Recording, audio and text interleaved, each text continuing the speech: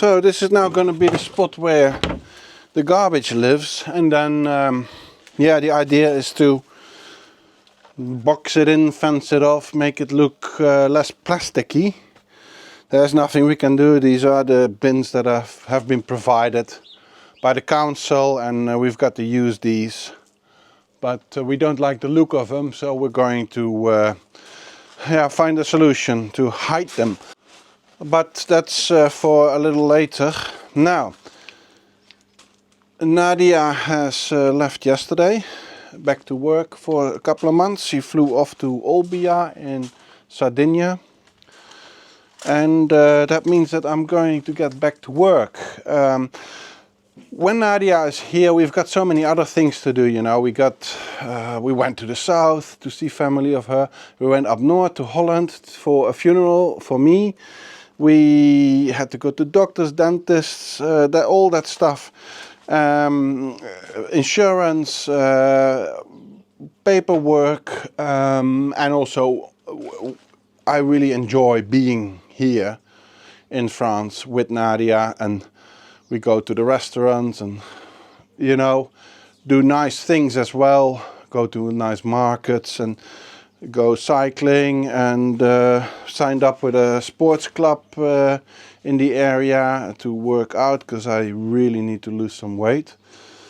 Yeah, so usually when Nadia is here, I don't really get to work on the house, and by working on the house, I mean working from 9 o'clock in the morning till 5, 6 o'clock in the evening, productively, you know, making a difference. Yeah, that's just really hard when Nadia is here. She's also a little bit in a holiday mood, of course. So yeah, but anyway, Nadia is gone now for 2 months, and I'm going to go back at it, and I'm intended to make quite a big difference because I want to start here with the guest bathroom. Now, I can't really finish the guest bathroom because I don't have a place to store all my tools. What you see there, that's basically all tools. The plan is to relocate this into the big enclosed trailer that I have. But then the stuff that's now in the trailer needs to go in a storage. So we are looking at the moment to find storage, either buy a shipping container and position it somewhere, or rent temporary storage. I mean, it looks like a mess and it's sort of untidy, but you know, it's all pretty well organized. I know where my stuff is, you know, most of the times. I've got my workbench here. It's not super useful. It's a bit of a waste of space, these cabinets underneath. I would have liked that different, but yeah, I paid good money for it, so we're not throwing that out. And here is just, yeah, storage boxes full of stuff, right? And these are just crates on wheeled platforms, so I can move them around easily. And yeah, and then I've got cases of smaller parts over here in a cabinet on wheels that I built. So this is all, yeah, basically designed to yeah, make it easy for me to move and relocate. But here we have, yeah, storage. You know, this is yeah, lime and cement that needs to be stored dry. I don't have another storage. I've got some scraps of wood and foam board, etc., that I want to keep dry. And then there's just a part of wooden carvings that we got from Nadia's uncle when he left France. We can incorporate. There's treasures we found at the brocante markets that we would like to incorporate. Yeah, all sorts of rails and long, thin things. So yeah, that all needs to be relocated somehow, because this is going to be our guest bedroom with a hallway, right? Because we have the entrance of the house here, and then this here is going to be, and it's really, I understand, it's really difficult for you to imagine if you don't have a a model or a plan of the house, but this is going to be a hallway into the bathroom over there. And it would have made more sense to have the opening from the middle house over there instead of over here, because we've got now to make this whole L-shaped walkway. But the thing is, I didn't want to break the wall over there, because this is a load-bearing. No, it's not a load-bearing wall, but it's a very important wall.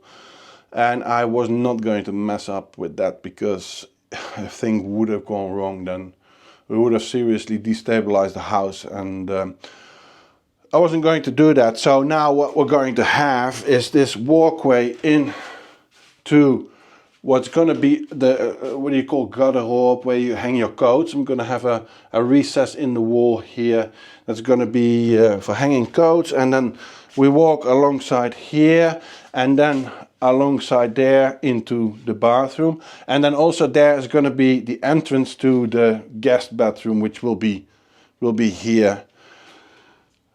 So I will not be able to finish the guest bathroom anytime soon, because I still need storage for my tools, but I will be able to build the wall and finish the hallway, tiling, walls, lights, electra, etc. The door, the entrance door to the guest bathroom, I'll be able to do that. The ceiling, but before I need to tidy up, and I want to reinforce the ceiling as well. I'm a heavy guy, so we feel that the floor, when we walk up it in the living room, kitchen, we feel that the floor is you know, moving, and I can't stand that. When I touch something, I want it to be feeling firm and strong. So I feel really uneasy when I feel planks, floor planks moving under me. So yeah, I'm going to reinforce this whole floor, make it super strong. And yeah, but for that I need to tidy up. I need to prepare wood. I have old wooden beams still laying in the front of the house. Yeah, let's just get started to it. There's only one way to do this, and that's getting started, right? First of all. So let's get back to work. So what is the plan with the floor? It's gonna be a little bit difficult to explain you, because it's really hard to get a full understanding for the situation. But basically what I was thinking of doing is I need to replace one of these floor beams. That is for sure, that's this one. I just went to all floor beams with a spike and tried to punch the spike in the wood, and it's only possible in this one, and that is because that one is rot or whatever. It's just not good. I'm gonna have to replace that, but I'm first going to start with the second part, really, and that is that I want to install OSB boards, the ones I have here. I want to install these on the ceiling, because as you see now, the ceiling is the planks, is the floor planks that we are walking on upstairs, and I don't like that idea, because this is going to be a guest bathroom, and yeah, I mean, dirt could get in the seams between the planks and fall down, and it's just it's cleaner just to do something about it. And I'm going to cut OSB to size and stick it on the back side, with the aid of some of these upright posts that I can tension underneath to clamp the wood against the ceiling with glue in between, and then screw it in. I'm going to do that over the entire floor. It's going to be a much neater finish than these wooden planks, and I don't like the look of OSB, obviously, but I am going to render the OSB with a thick paint paste, so that the print of the OSB is not going to shine through.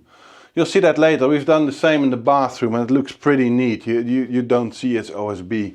It looks like it's yeah, well, a lime plastered ceiling really, and that's pretty nice. It's a lot of hard heavy work because it's all, you know, above my head, but the results will be really cool. So, and then in the end I am going to position another beam lengthwise just like this one above my head here, and that will provide extra support. Now you're not going to see this beam because this is right above where the wall will be. You're going to see this beam running here, but it's not going to be ugly. And it will terminate somewhere here where also a wall will be with where we hang the clothes, the jackets, coats and everything, store the umbrellas, garde-robe you call it in French I believe. So it's quite a bit of work, but it's gonna be one of those jobs that is going to provide a big transformation to the place once it's done. So it'll be really motivating to work on it and keep on working on it, because you see the difference growing, you know. So now enough talk, let's just get to work.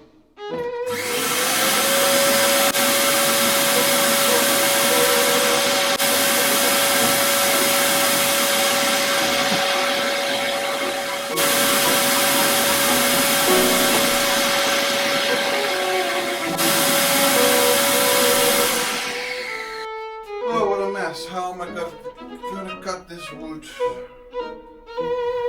I have no room to move.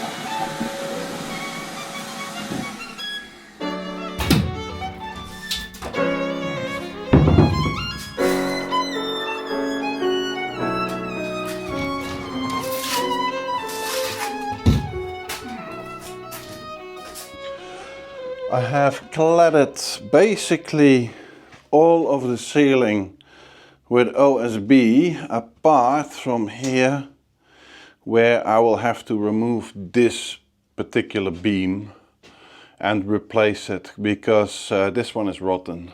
Or yeah, I would say it's rotten. It's definitely not that strong anymore, and I am going to replace it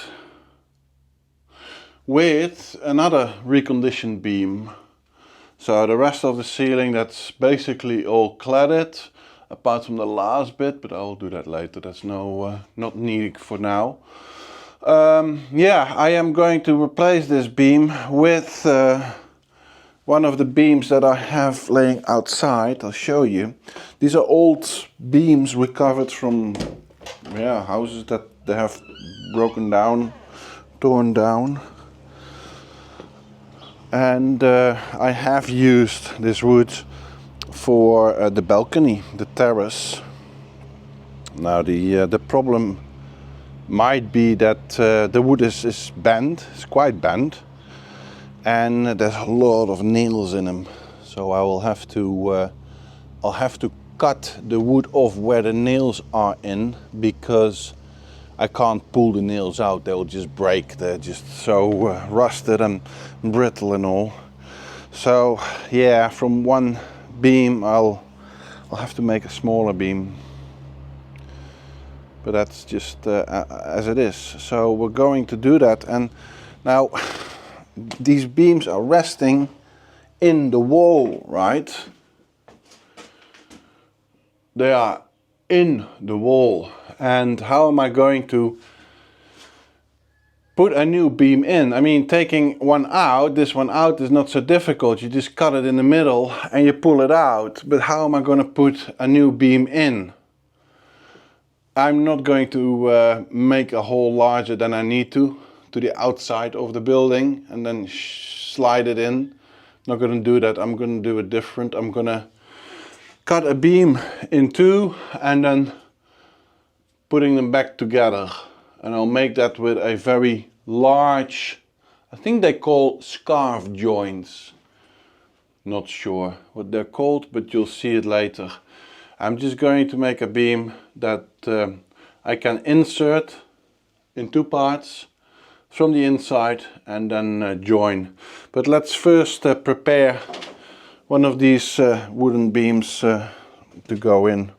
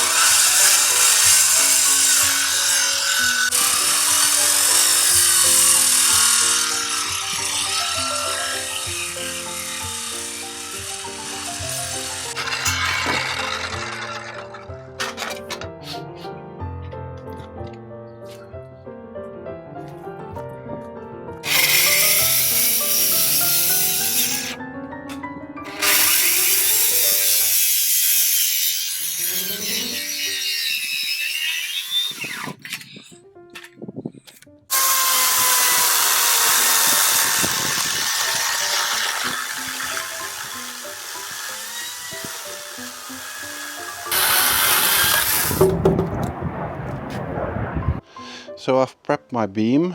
This is going to be the join marrying with this end of the wood. I'm going to glue them together and then drive pins through them, bolts through them. That's going to be strong. I'm pretty sure it's going to be strong enough. Not to forget that there's also going to be a second longitudinal beam like that one. There's going to be another one over here. So, and that second longitudinal is also going to support all these rafters. So yeah, now this is all going to be good. Now I'm going to have to remove this beam. I've already cleared in the living room everything that was, well, basically standing there and supported by this beam. Cut through the beam and pull it out of the wall on both ends and remove it. Stick the other one in, make it to size, and then support it with one of those acro props. Yeah, no, actually I'm going to clad the ceiling first with a big sheet of OSB and then put the beam in. That'll be extra strong. So let's dig up my old Recipro saw. The thing is, I know where everything is. It's just a quite... there it is. Recipro. Yeah, it's usually quite a dig. But slowly we're getting there, and while we're doing all this work, I'm also tidying up a little bit. Although that is hard. Tidying up is a hard thing for me to do. Anyway, enough complaining. Let's carry on.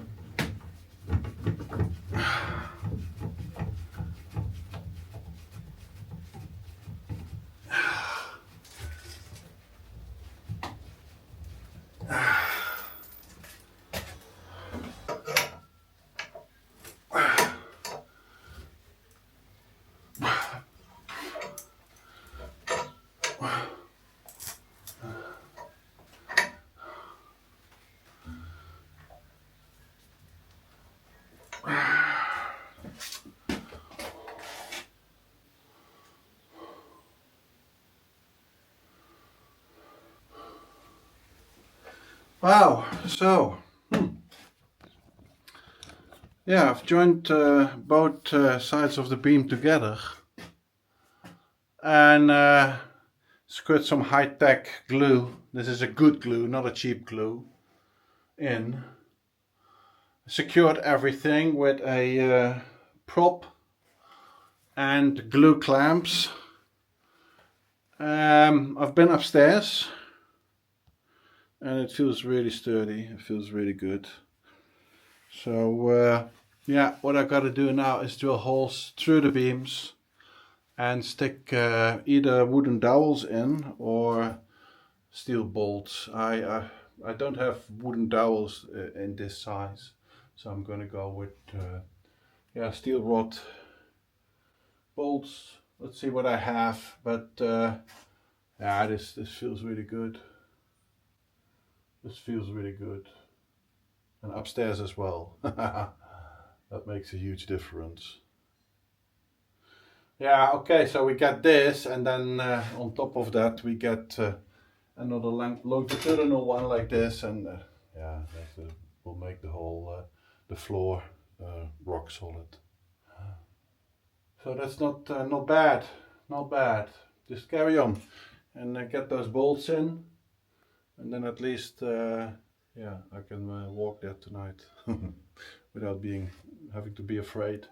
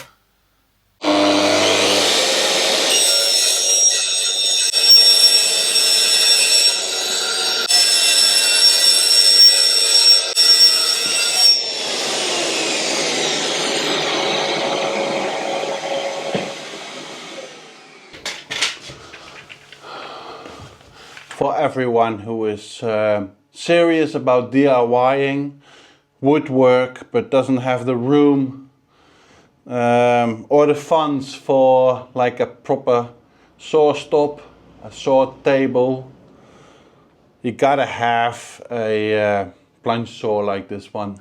They sell them well, from the top brands to the real cheap knockoff brands, but the Makita one was reasonably priced when I bought it, and I think the price is only coming down recently, but it's just such an invaluable tool.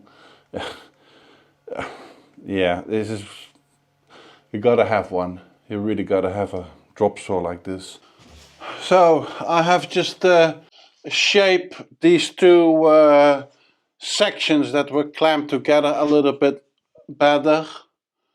Yeah, looks a lot better now. Because they were not meeting exactly at a horizontal level. They were a little bit, yeah, crossing each other like that.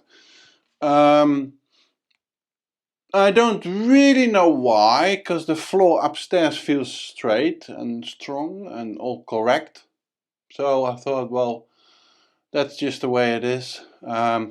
They are married together with 5 bolts through and glued together, and yeah, this is really strong, but it's not going to stay like that, because we are going to install a longitudinal beam which is going to sit in the wall over there and sit on top of the wall that's going to be built here. So here there's going to be a wall, and then here a corner in that direction. And that beam that's going to be supported there in the wall and on top of this wall is going to support all these roof rafters, floor, or joists. They're actually joists, right? Not rafters. All these joists are going to be supported by that longitudinal joist. So that means that the span of a joist is going to be about a meter at the longest distance, unsupported. A meter, then a joist, then another meter, and then on that side of the wall above, say, the walkway, the corridor, that's a little bit over a meter. This house is only 3.5 meters or so in depth. It's really narrow. Yeah, so I gotta start with making a hole in that wall. That wall is about 2 feet thick, and I want to be about 1/2 foot in. That's plenty. And then when that hole is done, I can sort out my beam, cut that to size, tidy it up on the street, and then I can install it. Yeah, with the help of these props. Close the remaining of the hole, secure them to the beams, support it with one prop on this end. Yeah, and that's in place, and then if that is in place, we can actually start building the walls up.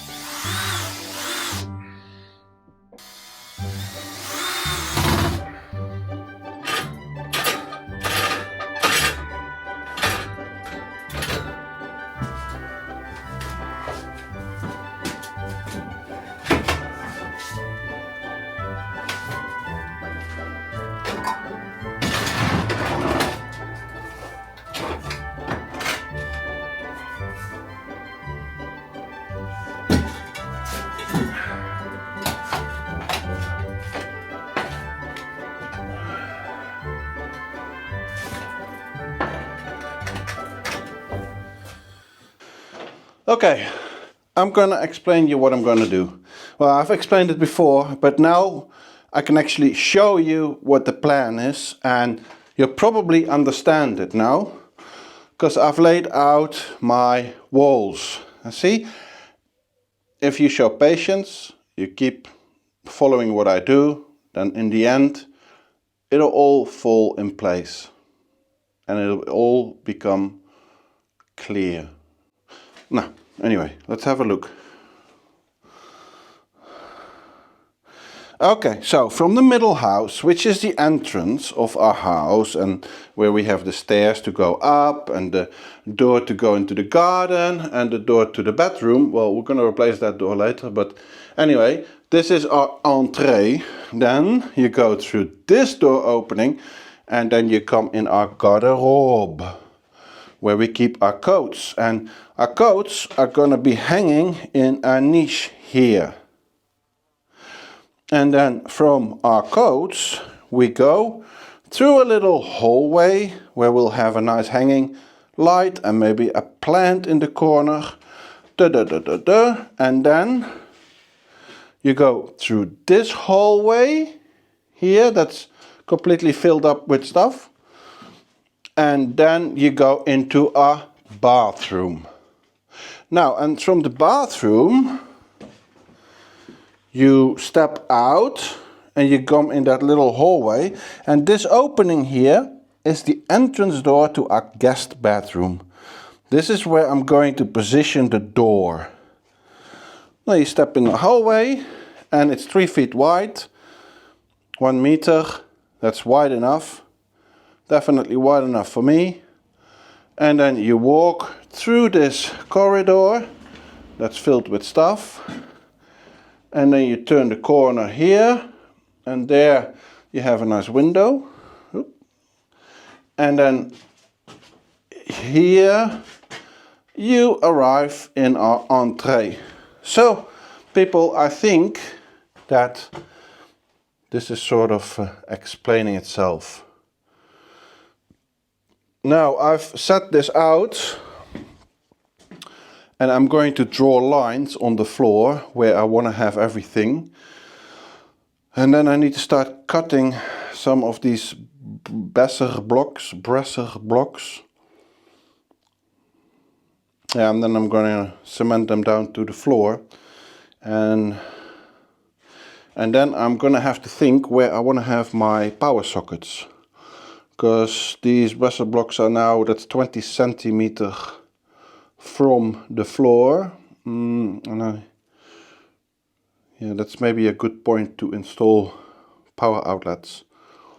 Okay, I'm gonna draw lines, remove them, make up a batch of cement, put them back,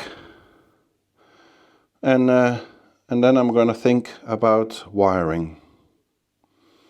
Okay, now you see quickly that they are now with the openings up, and this is how I use these bresser blocks or parpangs in the garden, because I deposited concrete in them in order to reinforce them with steel and make them all very strong.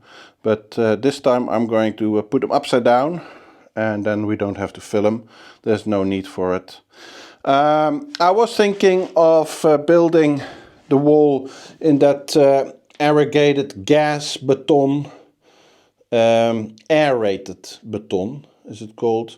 And yeah, they are easier to work with because you can just saw them by hand saw, and they're easier to shape, but they're a lot more expensive. Yeah, that's the main reason why I chosen for these blocks. Yeah. No, yeah, anyway, I'm gonna carry on.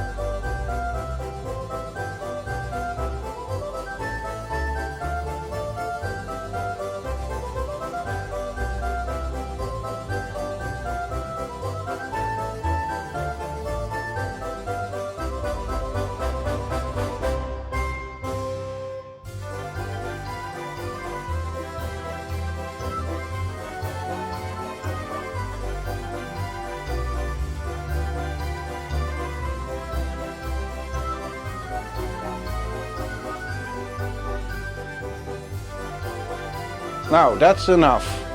Classical music is great, but don't overdo it, Marius. Hey, thank you very much for watching. A massive thank you to the people below here, huh, because they've bought us a coffee and we need coffees here. If you want to support us, if you want to support the channel, make sure that we keep on making these videos, then please buy us a coffee. See the link below or the QR code here in the frame, and you'll find.